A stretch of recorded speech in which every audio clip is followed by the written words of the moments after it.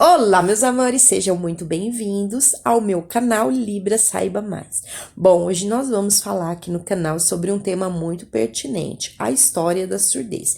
Essa história cronológica que eu vou apresentar para vocês. Nossa, você ainda não conhece? Então fica junto comigo que eu vou te passar essas informações muito bacanas, precisas e legais para que você possa aprender um pouquinho mais. Vai deixando o seu like, faça sua inscrição aqui no canal para aprender um pouquinho mais de língua de sinais. Bora lá estudar?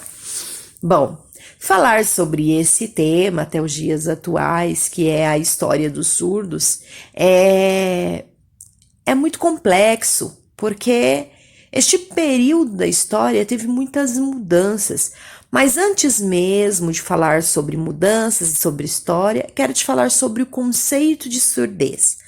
Surdo ou deficiente auditivo é todo aquele que teve uma perda total ou parcial auditiva, ok? Então, consideramos aí o surdo ou o deficiente auditivo quando ele teve uma perda ou não ouve nada de forma alguma. Então, este é o surdo. E como surgiram os surdos no mundo? Como isso aconteceu? Quais são os primeiros registros? O primeiro registro de uma pessoa surda foi entre os povos no Egito.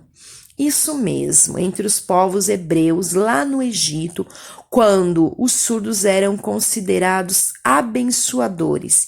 Eles tinham vindo na terra para abençoar. Reconhecidos como verdadeiros deuses, eles eram respeitados, adorados. Havia, sim, um respeito grande pela pessoa surda. Porém, os tempos foram se passando até que chegamos na Grécia, aonde o surdo já não era mais idolatrado. E ali, o surdo era visto até mesmo como um problema para a sociedade. A sua aquisição linguística não acontecia, as pessoas não aceitavam seu meio de comunicação e por isso eles eram lançados ao mar, eram jogados dos penhascos, eram mortos de diferentes maneiras, eram deixados de lado, desprezados. Muita coisa acontecia que trouxe sofrimento e tristeza para a comunidade surda. Tempos depois, a história traz em seu registro que antes mesmo de Cristo, o pessoal, que era filósofo, falando aí um pouquinho sobre Sócrates, ele dizia que sim, era aceitável os gestos que vinham por intermédio dos surdos. Por que não? Também era um meio de comunicação efetivo. Já na Roma, os romanos influenciaram os surdos e também agiam com eles com preconceito, deixando-os de lado, não os aceitava dentro da sociedade, era extremamente complexo essa aceitação. Porém, Santo Agostinho vem falando aí, explicando que o conceito dele em relação aos surdos, o pensamento dele em relação aos surdos, é que se nascia um surdo em determinada família, é porque essa família havia pecado. Tinha muitos pecados, estavam sendo castigadas pelo seu feito. Por isso, recebiam filhos surdos dentro da sua família. E a sua comunicação, sim, poderia ser aceita. Gesticulando, sim, os surdos poderiam compreender o reino, aceitar a Deus e teriam direito também, desde que tivessem consciência e entendimento linguístico de que eles também seriam salvos e iriam para o céu. Bom, tempos depois, mais ou menos em 700 depois de Cristo, nós temos um período aí na história, que vem trazendo outras informações a respeito de surdez. Nós podemos ver aí na história John, eu vou deixar aqui no descritivo o nome dele, que ele vem ensinando gestos, línguas de sinais, uma língua visual específica para os surdos, e ele vem trazendo aí para a comunidade surda um amparo para um aprendizado. Trazendo também algo muito importante enquanto conceito sobre surdez e mudez. tá? Então, surdo é todo aquele que não ouve e não fala porque não tem conhecimento dessa possibilidade. Porém, mudez é aquele que não fala porque tem algum comprometimento nas suas cordas vocais. Ou teve algum problema emocional, teve algum trauma e por isso houve a mudez. Então, são casos diferentes. Importante que isso fique bem claro: nem todo surdo é mudo. Bom, no período da história, lá na Espanha, nós podemos observar também, vou deixar aqui, né, os dados dele, o monge que recebeu os parabéns, né, que foi homenageado por ser o primeiro professor surdo da história. Ele vem ensinando aí o alfabeto para os surdos e vem trazendo novas informações e registros para a história, utilizando aí um método oral, né, o falar para o ensino da pessoa com surdez. Também vou deixar aqui o nome, né, no descritivo do padre, tá? Este padre que ensinou a ler e a escrever vários surdos por intermédio deste método oral. Tempos depois, também vamos ouvir falar de um médico, também aqui vou deixar no descritivo, que vem ajudando a comunidade surda nesse quesito de aquisição da língua, que até então não existia e que é tão importante para a comunidade. Vem falando aí dessa proteção na aquisição da língua gestual, né, da língua de sinais. Bom, tempos depois, nós temos aí no registro da história que nós fomos deixando aos poucos, né? Quem ensinava os surdos foi deixando aos poucos o método oral por não achar tão efetivo e foi acreditando aí na inserção da língua de sinais. Neste período, não existiam escolas específicas para crianças surdas. Não tínhamos, então foram surgindo aos poucos as escolas, tá? Em Paris, surgiram escolas voltadas para a criança com surdez. Lepé vem falando, né? Charles Lepé, ele vem falando sobre o surgimento e também a importância dele para o surgimento da língua de sinais na história. Eu vou deixar também o contato de Lepé aqui. E vamos falar como acontecia essa aquisição da língua, né, para a pessoa surda. Nós tivemos aí também um autor que ele teve varíola e ficou surdo. Tô deixando o nome dele aqui, tá bom? O nome dele é Pierre. Ele ficou doente e ele foi ao longo da história passando aí o conceito sobre surdez e trazendo aí para a comunidade surda um ensinamento e um aprendizado diferenciado. Tempos depois, em 1880, nós temos aí um pouquinho também sobre o Congresso de Milão que aconteceu, e ali o grupo que estava reunido eram de educadores que optaram pela língua oral, pelo ensino oral.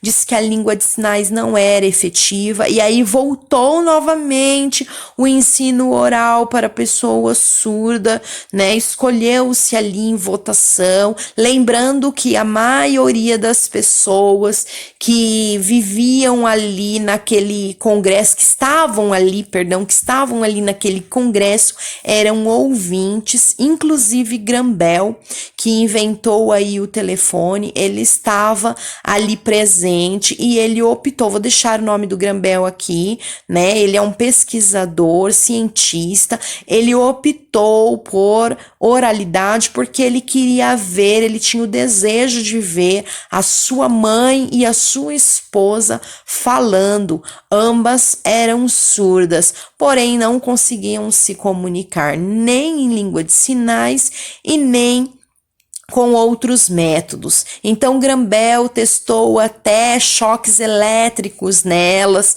né? Foi assim um período assim de muito sofrimento. Ele lutava para que elas conseguissem se comunicar, porém, com as escolhas da oralidade ali no Congresso de Milão, as apostilas foram retiradas, tá? De dentro dos institutos, as apostilas que ensinavam língua de sinais e é muito triste dizer, mas ambas, esposa e mãe, não aprenderam nem língua de sinais e nem o método oral. O Grambel, quando estudava, ele buscava criar um aparelho auditivo, porém ele acabou criando um telefone que ele mesmo dificilmente usava. Vou deixar aqui também no descritivo o nome também de mais uma pessoa importante, tá bom? Para a história dos surdos, que veio trazendo aí comunicação efetiva e o uso de língua de sinais para a comunidade, tá bom? Utilizando aí a própria língua de sinais dentro de uma estrutura gramatical específica própria para atender a comunidade surda, lembrando que cada país tem sua língua, que nem os Estados Unidos ele utiliza a SL, que é diferente aqui da nossa língua brasileira de sinais. Então isso é muito importante que vocês entendam. A história ela vem trazendo também o surgimento no Segundo Império com Dom Pedro, né? Dom Pedro II. Ele traz aí para o Brasil o Rouache, que é um surdo francês que vem ensinando, né, para o Brasil, que vem ensinando para os surdos brasileiros como fazer a aquisição da língua. Ele vem da França e traz aí a língua, né, alguns sinais em mãos e algum meio de comunicação para os surdos brasileiros poderem se comunicar. Neste período, né, surge aí o Instituto Ines. Vou deixar aqui o nome para vocês também do Ines, Instituto Nacional de Educação para Surdos. Antigamente era conhecido como Institutos de Surdo Mudo e houve uma mudança na nomenclatura. E essa mudança foi pertinente porque entende-se hoje que os surdos não são mudos, ok? Então, assim, a gente vai vir falando aí sobre isso e essas mudanças. Vou deixar aqui no descritivo para você. Bom, depois disso, como aconteceram as mudanças, né, da nomenclatura e começaram a usar de maneira correta, passou-se a entender que o surdo é surdo, simples assim. E por este motivo, hoje o Instituto Nacional, o INES, ele é Instituto Nacional de Educação para Surdos. E as mudanças continuaram desde aquele período até os dias atuais e continuam, as mudanças continuam, de forma que, devido às mudanças, o surdo continua lutando muito para conseguir os seus direitos dentro da sociedade, de se comunicar efetivamente. O sofrimento foi grande, sim. Os surdos passaram por influências de ouvintes, né, que tiraram ali os seus direitos de aquisição de língua por intermédio aí de língua de sinais, foram considerados mudos, muitas coisas aconteceram e a gente pode perceber que hoje o Instituto Ines ainda tem, ele é efetivo, ele foi criado no Rio de Janeiro, ele veio trazido aí pra gente por intermédio de Dom Pedro II, né? Que juntamente aí com o Rouache desenvolveu o Ines e também eu vou deixar aqui a lei, tá? A lei que vem falando um pouco sobre essas mudanças e vem falando também sobre a importância do Instituto Ines. Vou deixar aqui, ó, sobre surgimento e outros acontecimentos mais. Bom, o Instituto Ines tem sinal próprio. Vou te apresentar o sinal do Instituto. É esse, ó. Dedo indicador e dedo mínimo, bate um de frente com o outro. Esse é o sinal do Instituto que nós usamos hoje aqui no Brasil. Sim, o Instituto que foi fundado e aí em 1911 voltou-se à oralidade por conta de muitas coisas que aconteceram ali dentro do instituto. A comunicação não acontecia, porque o método oral era utilizado novamente. E aí, só oralidade, não tínhamos língua de sinais. Lembra que as apostilas foram recolhidas? Então, só oralidade acontecia e era proibido a língua de sinais. Porém, tempos depois, a língua de sinais voltou, porque para o surdo não ficou claro a oralidade. Eles não entendiam com clareza este método oral puro, que era um método que era utilizado para fazer com que o surdo fosse um surdo que oralizasse. Então, como isso não aconteceu, muitos surdos neste período demoravam para adquirir a língua, muitos surdos demoravam para aprender a ler, escrever e para se identificar dentro da sociedade. Nós tínhamos aí uma dificuldade muito grande dos surdos aprenderem, uma influência muito grande de ouvintes sobre os surdos. E o aprendizado do surdo nesse período era zero por conta dessa metodologia. Pouquíssimos surdos conseguiam avançar com o método oral, porém eles tinham que aceitar, porque é o que tinha ficado definido, né? O que tinha sido escolhido para ser ensinado aos surdos. E aí houve novas mudanças e surgimento novamente de escolas específicas para atender a comunidade surda, né? Com a fusão aí, com o desenvolvimento do Instituto Inis, outras escolas começaram a surgir, e aí voltou novamente a comunicação em língua de sinais. Começaram aí então a utilizar a comunicação total.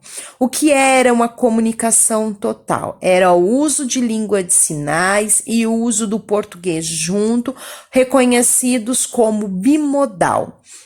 Entendia-se também que o método de comunicação total, que era o método, né, bimodal, o uso da oralidade com língua de sinais, seria então o melhor para os surdos naquele momento. Deixá-los livres para aprender a língua de sinais neste período e também a língua portuguesa. Era visto então como metodologia, tá, bimodal, de contexto aí de comunicação total. Bom, havia sim absorção dos surdos, em determinados momentos eles absorviam aí, mas em 1990 as crianças começaram a nascer surdas neste período e aí o atendimento para os surdos já começaram a acontecer. Dentro do Instituto Inis também tinham os cursos que foram criados específicos para professores, para ensinar os surdos. Então, foram cursos profissionalizantes que surgiram no Instituto Inis com grades específicas de formação para professores. Isso alavancou aí também, difundiu o ensino, né, da Libras.